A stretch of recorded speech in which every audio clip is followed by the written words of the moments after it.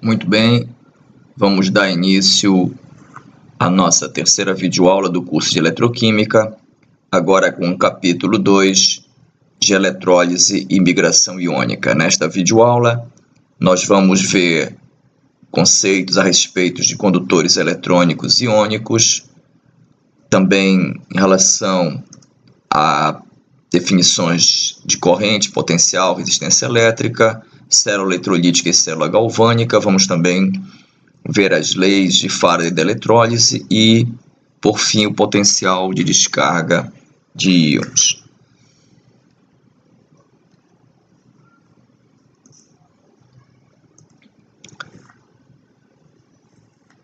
Basicamente, os condutores de eletricidade podem ser divididos em dois grandes tipos: condutores eletrônicos e condutores iônicos. Os condutores eletrônicos são aqueles em que os transportadores de carga são elétrons. É o caso típico dos metais e de alguns outros materiais, por exemplo, como o grafite, em que ocorre a condução de elétrons no interior do condutor.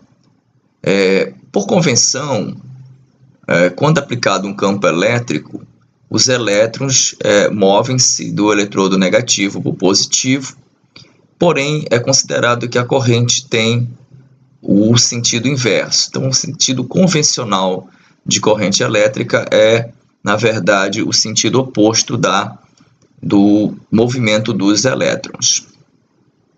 Outro tipo de condutor são os condutores em que os transportadores de carga são íons.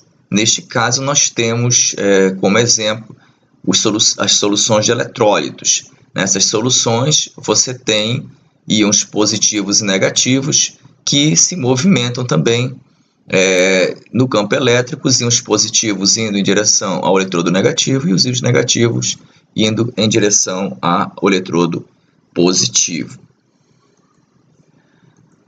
Quando você aquece um condutor do tipo eletrônico, caso de um metal, ocorre um aumento da vibração do retículo cristalino. Então, essa vibração acaba ocasionando uma maior dificuldade para a passagem dos elétrons. Então, o efeito de temperatura, de aumento de temperatura em um condutor eletrônico, tipo um metal, acaba levando a uma diminuição na condutividade do condutor. Já para eletrólitos, há um efeito inverso. Quando você aumenta a temperatura de uma solução eletrolítica, a condutividade elétrica aumenta. Isso porque você diminui a viscosidade do meio e também diminui a hidratação dos íons, deixando então a sua mobilidade maior. Então, a mobilidade iônica aumenta quando você aumenta a temperatura.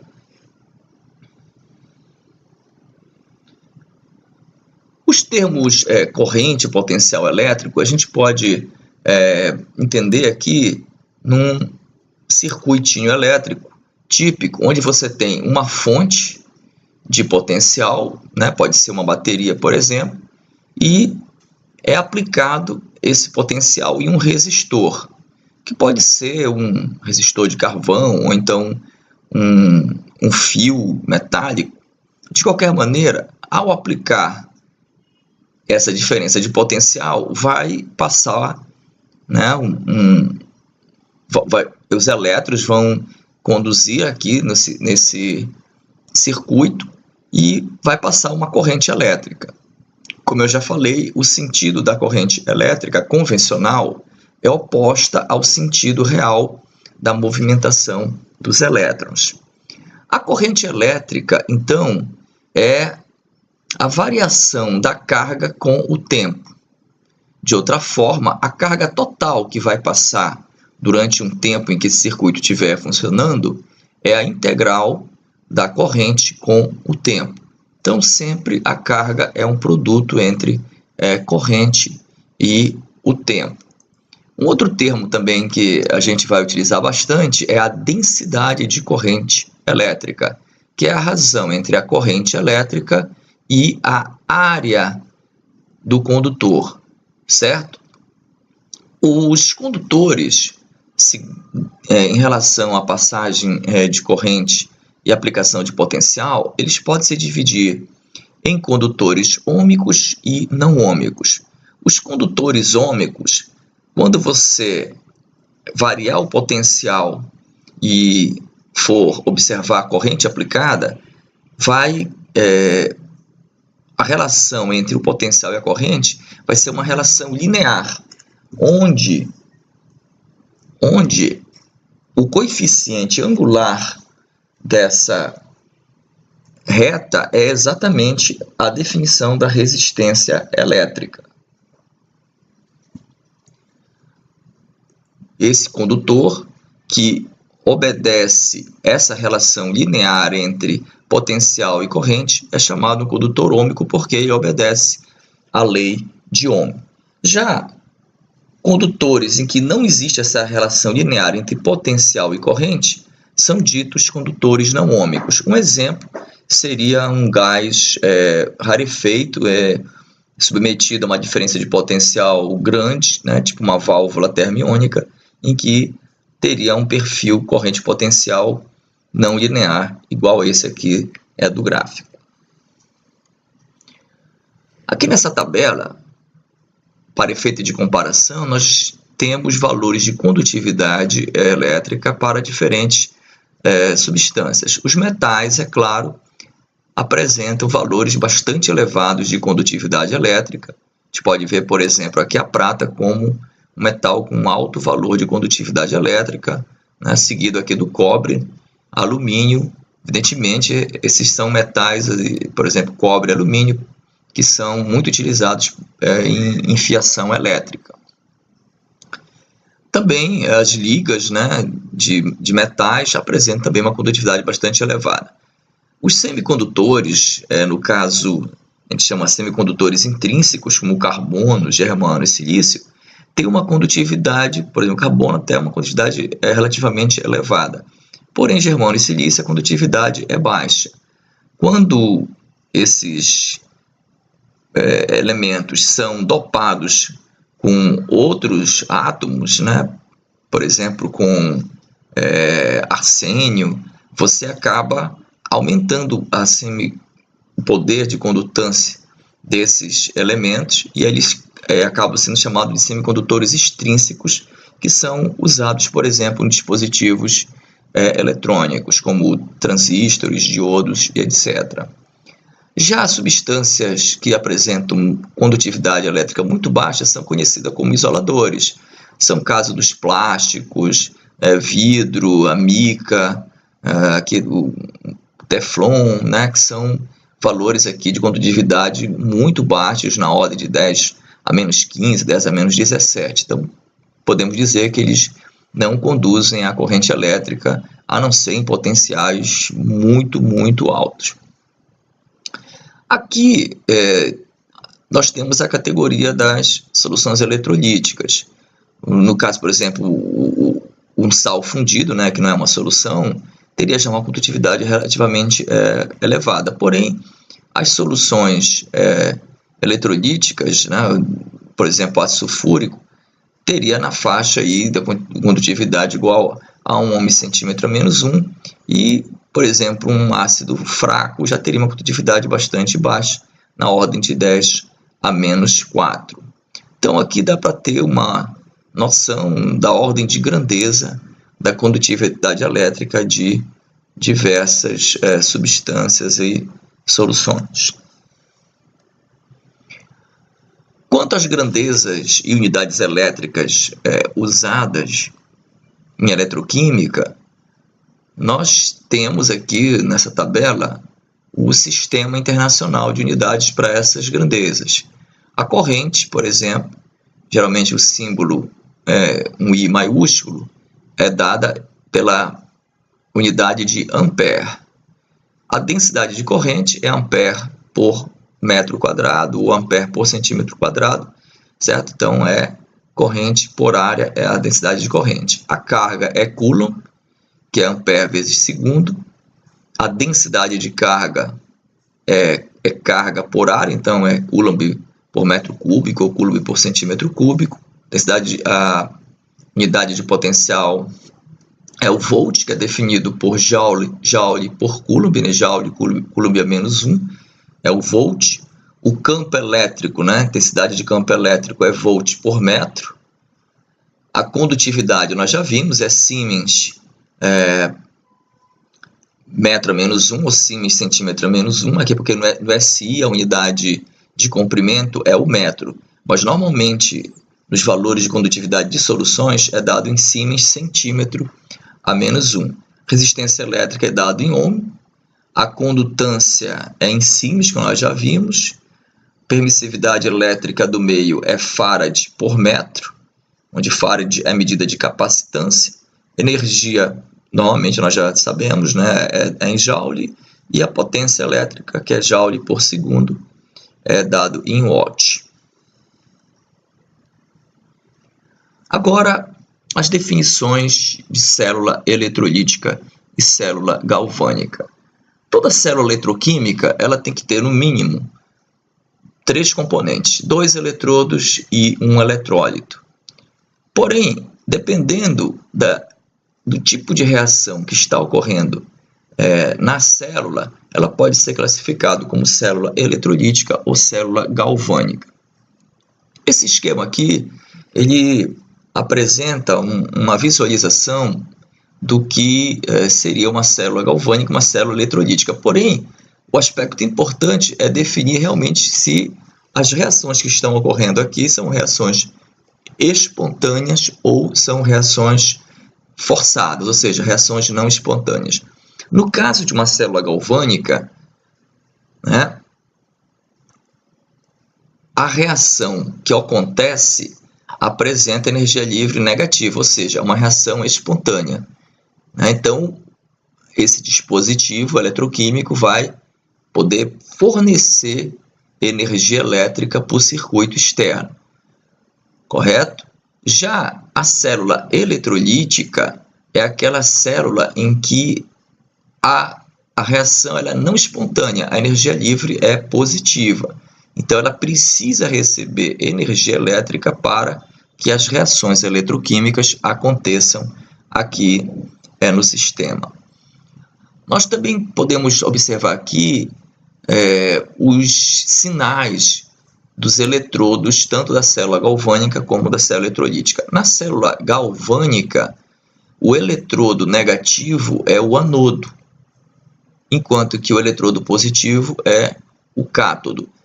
Qual é a definição correta de ânodo e cátodo? O ânodo é onde ocorre a oxidação. Então, ânodo refere-se à reação de oxidação. Então, no caso de uma célula galvânica, a oxidação acontece no eletrodo negativo. No caso de uma célula galvânica, a reação de redução ocorre no eletrodo positivo, que é o cátodo. Na célula eletrolítica ocorre o inverso. O cátodo na célula eletrolítica é o eletrodo negativo, já o anodo é o eletrodo positivo. Dá para a gente racionalizar esse sinal, esses valores ou sinais de anodo e cátodo da seguinte maneira. Como a reação aqui é espontânea, os elétrons fluirão normalmente, naturalmente, aqui do eletrólito, da solução, para o circuito externo. Então, como a oxidação é espontânea, os elétrons serão emitidos aqui no anodo, por isso ele fica negativo.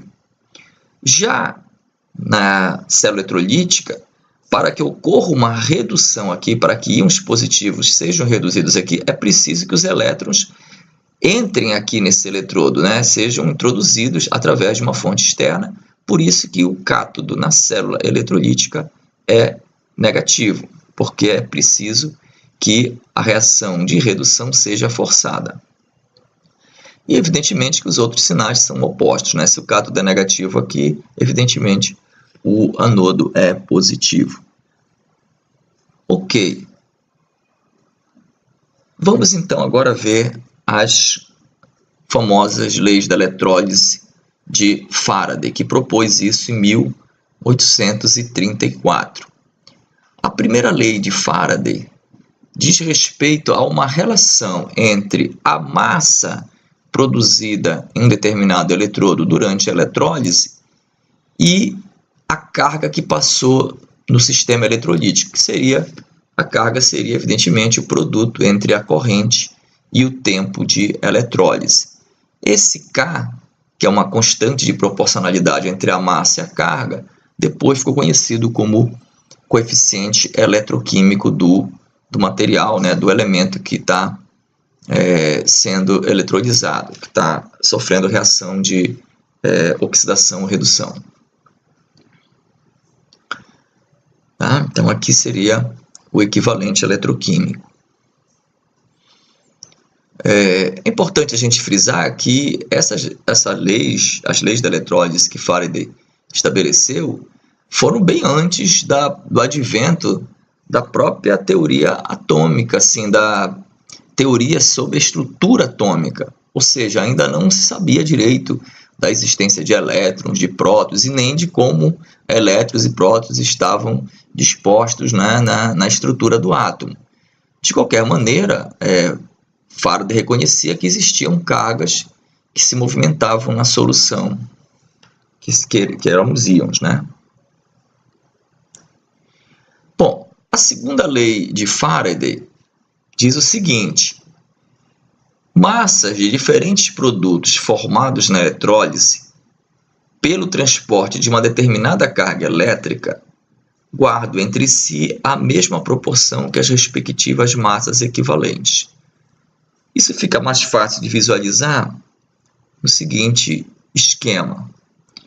Vamos, então, considerar que existem 3 cubas eletrolíticas que estão ligadas, né, em série. Veja que a ligação entre elas é em série. O circuito, né, quando sai aqui do polo positivo, vai polo negativo, positivo para negativo, então nós temos aqui um circuito em série. Logicamente, quando for aplicado o potencial elétrico, a mesma corrente irá passar por todas as 3 cubas, ou seja, será transportado durante um determinado tempo de eletrólise a mesma carga elétrica. Bom, se isso acontecer após um determinado tempo, eu posso medir, né, determinar qual foi a massa de produtos, por exemplo, nos cátodos. Aqui eu produziria hidrogênio nessa reação na eletrólise do ácido sulfúrico, no cátodo seria produzido hidrogênio.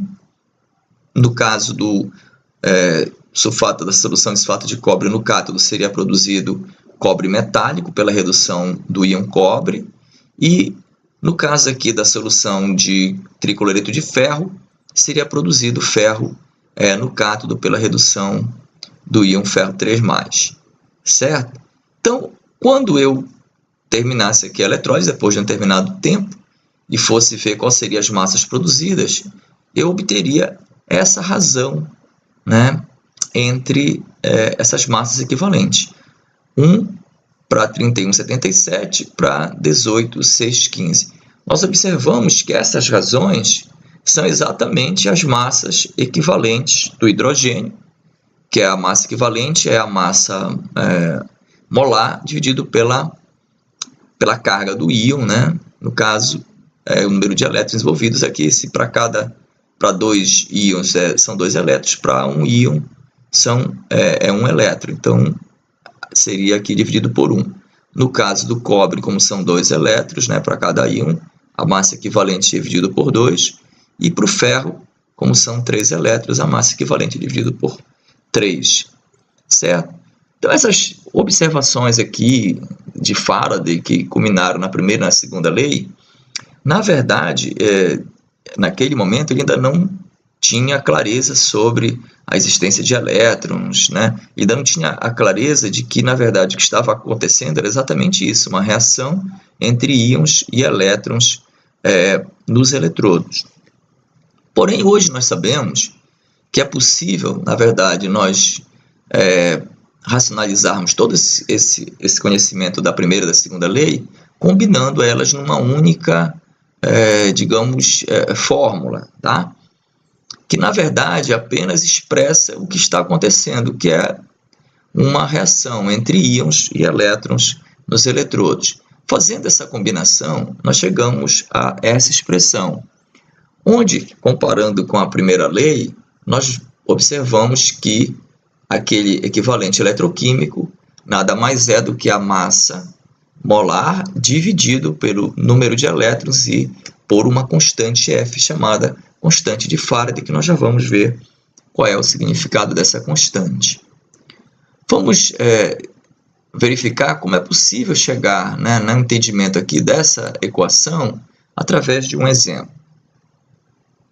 Vamos imaginar a reação de redução do cobre 2 para cobre metálico, onde são usados 2 elétrons. Então, para produzir 1 mol de cobre metálico, eu preciso 2 mol de elétrons, certo? Mas qual é a carga que eu vou precisar para produzir esse mol de cobre? Qual é a carga que existe em 2 mol de elétron? É aí que vem o conceito da constante de Faraday. Se eu multiplicar o número de Avogadro, que é o número de partículas que contém em 1 mol, pela carga elementar do elétron, que é a carga do elétron, 1,602 vezes 10 a menos 19 coulombs, se eu fizer esse produto aqui, eu tenho a carga de 1 mol de elétrons, que é exatamente a definição da constante de Faraday. Esse produto dá aproximadamente 96.500 coulombs por mol de elétrons. Logo, a constante de Faraday nada mais é do que a carga de 1 mol de elétrons. Então, eu posso fazer essa minha estequiometria em relação à carga agora, dizendo que para produzir 1 mol de cobre, eu preciso de 2 farads de carga, sendo que o valor dessa carga para cada mol é 96.500 coulombs. Ora, 1 mol de cobre, na verdade, eu tenho a massa molar do cobre. Eu preciso de 2 farads. Para uma massa qualquer de cobre, eu vou precisar de uma carga Q qualquer. Fazendo essa regra de 3, invertendo aqui, eu chego claramente que a massa de cobre depositada vai ser dada por essa relação, onde evidentemente a carga é o produto da corrente que passou durante a eletrólise pelo tempo de eletrólise. Observem que essa equação é extremamente semelhante a essa, certo? Onde aqui eu tenho os valores do número de elétrons e aqui a constante de Faraday e a massa molar, que no caso é a massa molar do cobre. Ok? Então, qualquer tipo de reação eletroquímica, sabendo exatamente qual é a reação que está ocorrendo, o número de elétrons envolvidos, eu posso prever qual será a quantidade produzida através dessa relação, que na verdade é, digamos assim, uma combinação da primeira com a segunda lei de Faraday. Vamos ver aqui um exemplo para ficar bem claro o uso dessa equação.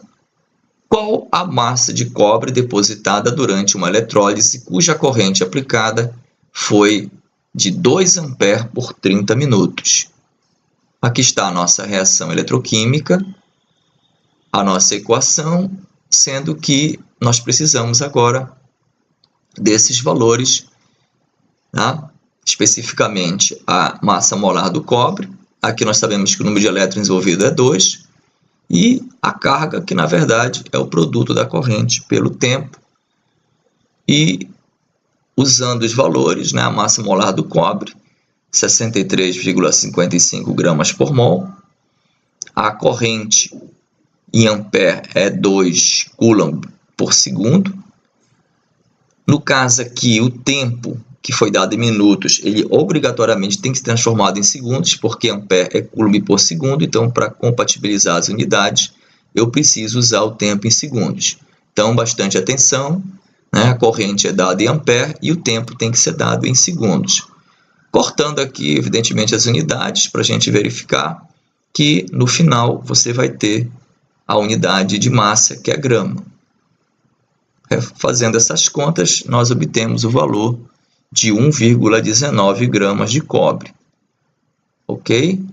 Então, se você eletrolizar uma solução de sulfato de cobre durante 30 minutos e 2 amperes, se a eficiência de corrente for 100%, ou seja, toda a corrente for para depositar cobre, você teria essa massa aqui. Na prática, como vocês vão ver num exemplo que eu passei na lista de exercícios, essas eficiências elas não são 100%, porque ocorrem reações paralelas, etc.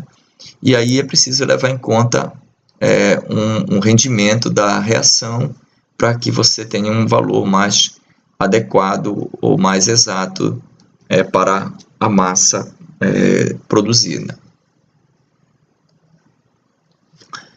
Ok, vamos agora falar um pouco sobre potencial de descarga de íons. O que significa esse potencial de descarga?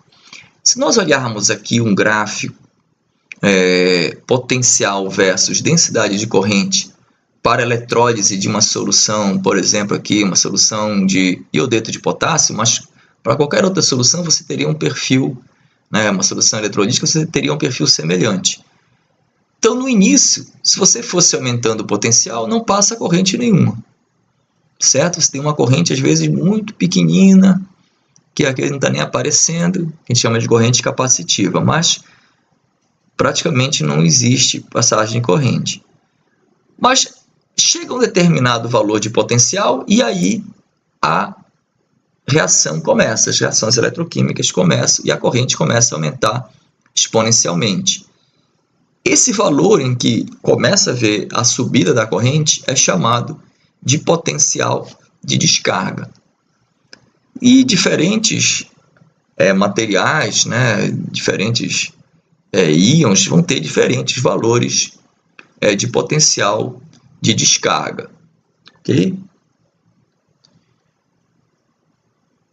Então, quando você tem aqui um sistema eletrolítico, dependendo do potencial aplicado, vai ocorrer aqui a descarga tanto dos íons positivos no cátodo, dos íons negativos no ânodo. Também é importante te destacar que não é só íons que se descarregam, substâncias neutras, a própria água se descarrega e também pode oxidar substâncias orgânicas, por exemplo, que não são íons. Mas vamos nos ater aqui mais no caso de íons. Então, numa solução eletrolítica, quando ocorre a eletrólise, você tem dois fenômenos. Um é a migração dos íons, íons positivos para o eletrodo negativo, que é o cátodo, íons negativos para o eletrodo positivo, que é o ânodo, e as reações de oxidação no anodo e de redução no cátodo, certo? Só que, para ocorrer isso aqui, tem que atingir o potencial de descarga, que vai depender desses fatores aqui, do tipo de íon e da sua concentração, ou seja, da natureza e da concentração dos íons envolvidos, do tipo de eletrodo. Se você usar a platina, o potencial de descarga vai ter um valor, se você usar a prata, vai ter outro valor, e também da temperatura. Então, esses 4 fatores, o tipo de íon, concentração do íon, o tipo de eletrodo e a temperatura, vão afetar aquele valor do potencial de descarga. Isso vai influenciar, se você tiver possibilidade de 2 ou mais íons serem descarregados, na sua ordem de descarga. Então, íons que têm menor potencial de descarga vão se descarregar primeiro do que aqueles que têm um potencial maior. Aqui nessa tabela, a gente verifica exatamente a influência desses fatores nos produtos obtidos da eletrólise. Para a gente analisar aqui essa tabela, a gente também precisa de algumas, digamos assim, observações gerais, algumas regras gerais. Uma delas, muito importante, é que os íons de metais alcalinos terrosos e o íon alumínio 3+, eles jamais se descarregam em solução aquosa.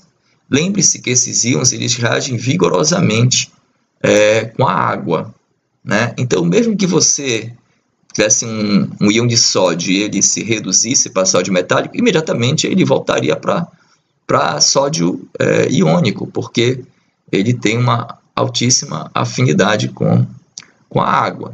Então, na verdade, você não consegue reduzir sódio mais, potássio mais, nem cálcio 2+, de soluções aquosas. Você só consegue obter esses metais quando você tem eletrólise ígnea, né? Ou seja, você pega os sais e funde esses sais sem água, né? E aí você consegue obter esses metais alcalinos terrosos no estado sólido, e depois tem que proteger eles, né, da água, colocar ele tipo num solvente orgânico, para que ele não entre em contato com a água. Outra regra também bastante importante é que os ânions que estão já completamente oxigenados, como o nitrato, o sulfato, o perclorato, eles não se descarregam mais em solução aquosa, eles não vão mais oxidar no anodo, certo? Então, se você tiver um sal com esses ânions aqui, eles não vão se descarregar. Na verdade, quem vai se descarregar quando você tem ou esse tipo de íon ou esse tipo de ânion são a água. A água é que vai acabar se descarregando quando tiver esses íons, certo?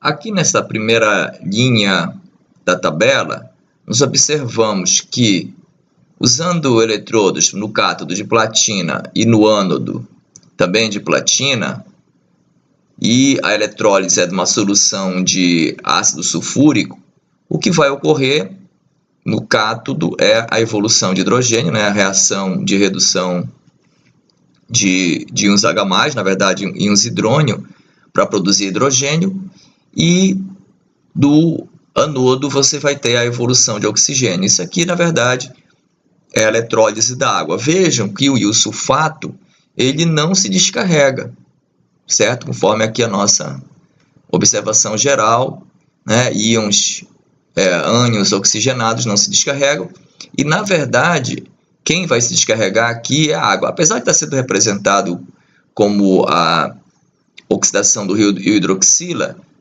em meio ácido, na verdade, é mais prudente, a gente deveria ter representado aqui a própria oxidação da água mesmo, certo? Vamos ver isso um pouco mais na frente, que dependendo se o meio é neutro, ácido ou básico, a gente representa a evolução de oxigênio e de hidrogênio de acordo com esse meio. Bom, aqui no caso da eletrólise do ácido clorídrico, a gente já vai ver o efeito da concentração.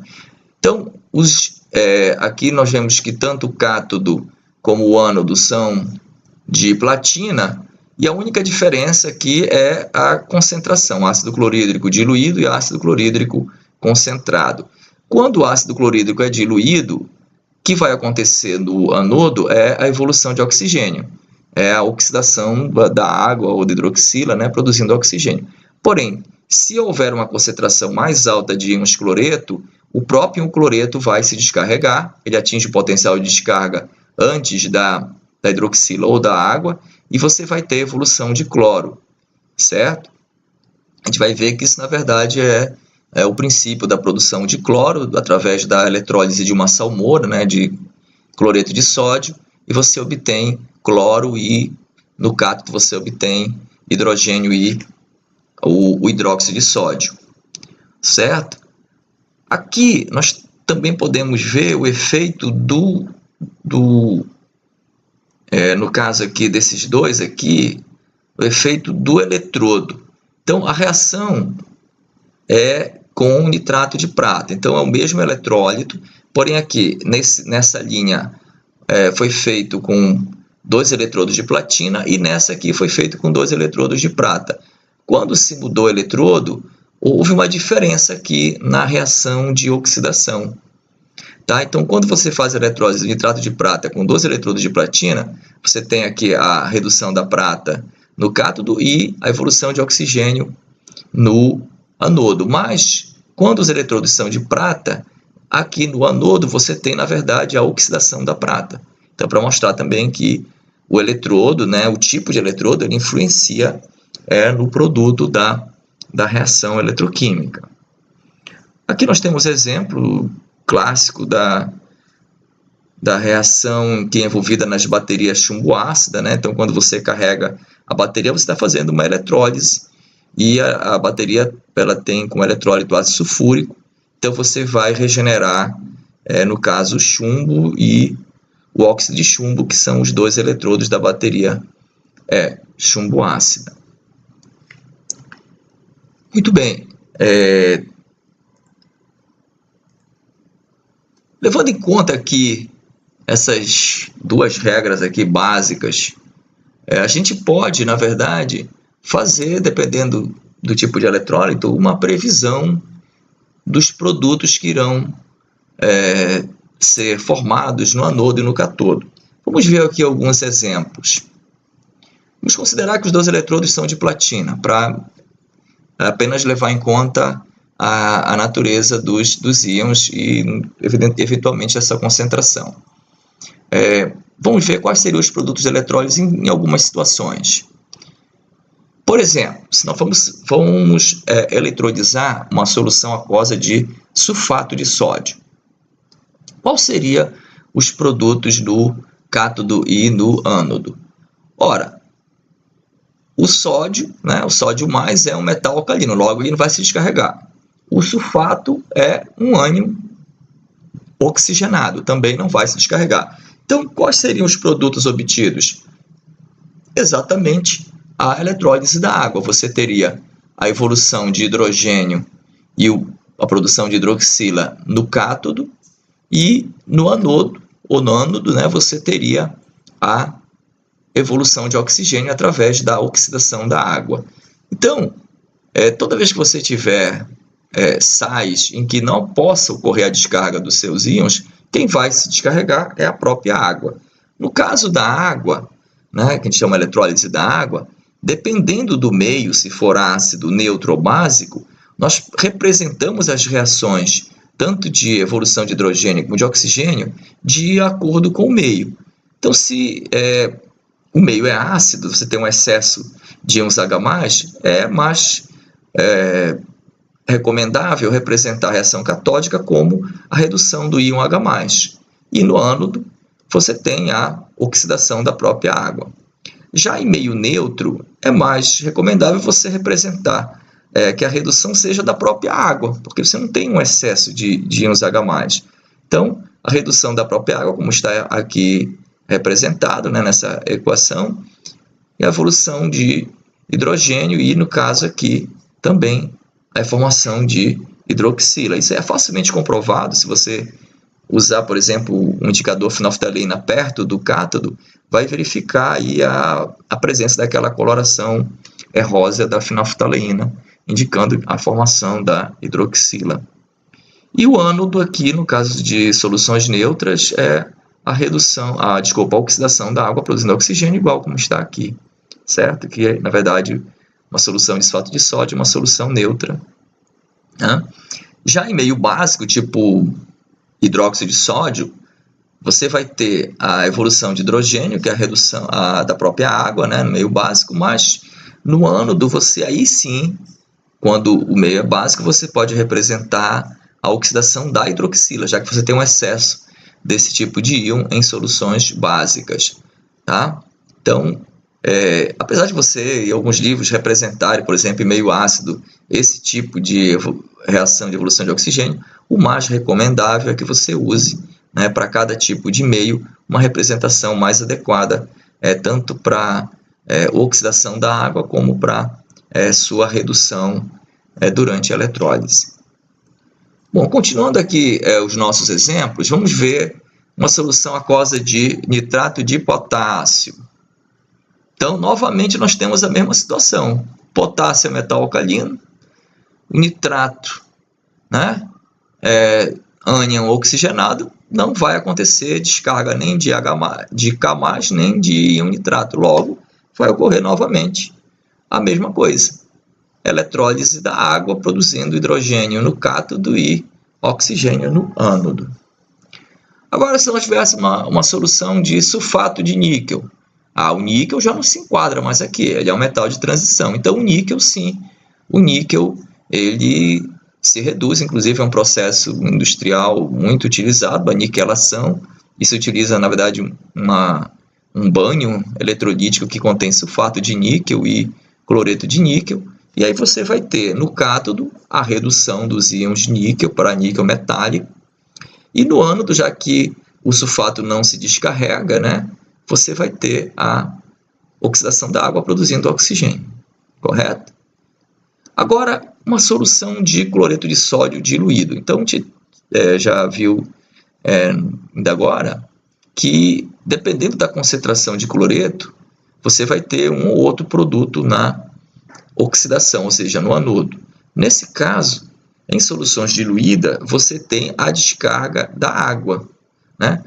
Evidentemente que o íon sódio não vai se descarregar, então você vai ter produção de hidrogênio no cátodo, mas no anodo, em vez de ter produção de cloro, de gás cloro, você vai ter, na verdade, a evolução de oxigênio, já que a concentração aqui é baixa.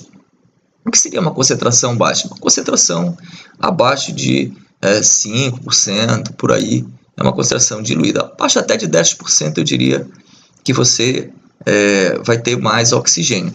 Evidentemente, numa concentração intermediária, você pode ter tanta evolução de cloro como oxigênio concomitantemente, certo? Já para a eletrólise de uma solução aquosa de cloreto de sódio concentrado, aí já vai haver uma diferença em relação a essa situação aqui da solução diluída. Por quê? No cátodo, tudo bem, o sódio, o íon sódio não vai se descarregar, então vai ter a produção de hidrogênio, mas no ânodo você vai ter a evolução de cloro. Então, em soluções concentradas, tipo 30% de cloreto de sódio, você vai ter a produção de gás cloro no ânodo. Essa, na verdade, é o que acontece na produção de soda cáustica e cloro, na indústria cloro-soda, em que se usa salmouras com concentração a partir de 30% para produzir o cloro e o hidróxido de sódio. Muito bem, vamos ver aqui, só para a gente ter uma ideia das aplicações da eletrólise, alguns processos tecnológicos que utilizam esse processo. A produção cloro-soda, que é uma das indústrias químicas mais fortes que existe, o cloro, se eu não me engano, é o segundo produto mais produzido, industrialmente. Eu acho que ele só perde para o ácido sulfúrico. E você, na produção do cloro-soda, você ainda tem a formação de hidrogênio e de hidróxido de sódio. Então, você produz, durante a eletrólise, o hidróxido de sódio, o gás cloro e o hidrogênio, que todos podem ser depois reaproveitados. É possível depois reagir o hidróxido de sódio com cloro para obter o hipoclorito de sódio, que é o componente da água sanitária. Também, por eletrólise, são feitas as eletrodeposições de metais, um metal sobre outro, com fins de proteção, de corrosão e também decorativos. Então, é muito conhecido o processo de cobreagem, a niquelagem e a cromagem ou cromeação, onde você deposita sobre o metal cobre, níquel e cromo. Inclusive, a deposição nessa sequência, cobre, níquel e cromo, é chamado de cromagem decorativa. Também existem diversos processos de fabricação de produtos orgânicos por eletrólise. Aqui um exemplo bastante importante é a síntese da adiponitrila, que é uma etapa da produção do plástico nylon. Então é um processo também eletrolítico. Vamos ver alguns detalhes aqui da produção cloro-soda. Uma das formas de fazer a eletrólise para produzir o cloro e a soda cáustica é usando a célula de mercúrio. Então, nessa célula de mercúrio, você tem aqui, como o próprio nome diz, os cátodos de mercúrio, certo? Mercúrio líquido. E nós temos os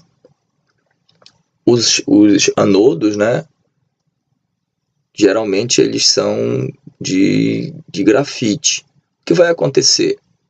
Durante a reação, no anodo vai ser formado o cloro. Então a salmoura, né, o cloreto de sódio entra por aqui na célula. Por cima vai sair o cloro. E aqui, amalgamado com o mercúrio, vai o sódio. Certo? No caso aqui, o sódio, ele realmente forma uma amálgama com o mercúrio. Certo? Esse sódio amalgamado com mercúrio, depois ele vai entrar numa outra fase onde ele vai reagir com a água, certo? Tem uma espécie de tela de grafita aqui, tá chamada grafita de desnudamento, onde em contato com a água ocorre a reação do sódio metálico, que está amalgamado com mercúrio, produzindo o sódio iônico. Então, e o hidróxido de sódio, né? Então, o sódio metálico com a água produz o hidróxido de sódio, e o mercúrio é regenerado e é bombeado de volta aqui para a célula eletrolítica. Então, através desse processo, você produz cloro no cátodo e hidróxido de sódio e hidrogênio, cloro no ânodo e hidróxido de sódio e hidrogênio no cátodo. Porém, claro, existe uma etapa intermediária em que você regenera, né, o mercúrio e produz o sódio e o hidróxido. Esse tipo de célula, a gente vai comparar com as outras tecnologias, ela está caindo em desuso, principalmente pelos problemas ambientais que podem ser ocasionados pelo mercúrio, que é um metal pesado, né, um metal tóxico. Apesar da eficiência até ser boa desse tipo de tecnologia, mas problemas ambientais estão cada vez mais tirando, digamos, de operação esses tipos de unidades cloro-soda à base de célula de mercúrio. Outra tecnologia usa a célula de diafragma. Nesse caso, existe um diafragma separando a zona anódica da zona catódica. Então aqui nós temos cátodos de carbono, certo? E aqui os anodos podem ser de carbono, ou mais recentemente é usado o que a gente chama de eletrodos dimensionalmente estáveis, que usam óxidos de rutênio e titânio, e você produz cloro aqui no anodo e hidróxido de sódio no hidrogênio no cátodo. O diafragma é um material poroso de asbesto que permite o contato iônico, mas aí você consegue ter a separação aqui da solução do cátodo da solução do ânodo, permitindo a saída do hidróxido de sódio aqui da célula. A tecnologia mais moderna para a produção de cloro e soda é chamada de célula de membrana. Neste caso, em vez de ser aquele diafragma de asbestos, é uma membrana polimérica que tem a seguinte característica: quando ela está colocada entre a zona anódica e catódica, ela deixa passar os íons sódio mais, mas não deixa passar os íons hidróxido. Ela é uma membrana seletiva. Dessa forma, você vai concentrando o hidróxido de sódio aqui na região catódica, que depois é retirada, e aqui o cloro é produzido. Então, isso faz com que você, quando produz hidróxido de sódio, ele não passe aqui para a zona anódica. Tá? Então, esse tipo de célula, ela é bastante eficiente, certo? E também ela ocupa um volume pequeno, porque você pode fazer isso com uma dimensão bem pequena, só que você teria que ter muitas células para ter uma produção elevada, né, de hidróxido de sódio e cloro, claro. Porém, a tecnologia que gasta menos energia é uma tecnologia mais moderna. O problema dela realmente ainda é que é um custo mais elevado que as outras tecnologias. Um comparativo aqui de alguns parâmetros dessas duas tecnologias, dá para a gente ver as diferenças entre elas. Então aqui é o potencial que é aplicado. Então observa que na célula de membrana o potencial aplicado é o menor dentre as tecnologias. Se você aplica um potencial menor, significa que você vai ter mais uma economia de energia, porque você vai produzir aquela reação a um custo, né, por quilowatt-hora menor, certo? Aqui as densidades de corrente que podem ser aplicadas, aqui permite uma aplicação maior densidade de corrente, é a célula de mercúrio, por isso que você pode produzir mais hidróxido de sódio em menos tempo, né, porque você pode aplicar uma corrente maior, uma densidade de corrente maior. A eficiência aqui são muito próximas à célula de membrana, que tem a melhor eficiência. Aqui, olha, veja o consumo por tonelada de hidróxido de sódio. Se você considerar apenas a energia gasta na eletrólise, a célula de membrana é a que tem o menor custo energético, certo? Porém, quando você considera que depois da eletrólise você ainda tem que fazer a evaporação de água para produzir hidróxido de sódio concentrado a 50%, aí você já tem mais um valor energético. De qualquer maneira, se nós somarmos aqui, ainda vai dar menos do que na célula diafragma e na célula de mercúrio. Há também outra vantagem aqui da célula de membrana é, por exemplo, a pureza do hidróxido de sódio, que é bem maior, certo? Pelo menos bem maior do que da célula de diafragma, que é a que produz o hidróxido com maior teor de cloreto. Aqui a quantidade produzida em toneladas por ano por uma célula unitária, então te vê que a célula de mercúrio, a vantagem dela é exatamente que ela permite, por célula unitária, uma produção muito grande de hidróxido de sódio, enquanto que a célula de membrana produz menos. Você teria que ter várias células de membrana para produzir o que produz apenas uma única célula de mercúrio. Então, nesse comparativo, a gente verifica que a célula de membrana ela é mais eficiente, ela gasta menos energia. O problema realmente é que ela tem um custo de implantação muito mais elevado do que essas duas tecnologias. Porém, o que está acontecendo atualmente é que todas essas unidades à base desses tipos de células estão sendo substituídas gradativamente pelas células de membrana, conforme essas tecnologias aqui vão ficando depreciadas, né? Você substitui agora pelas células de membrana. Bom, a eletrodeposição de metais é um processo industrial muito ativo e tem várias funções, né?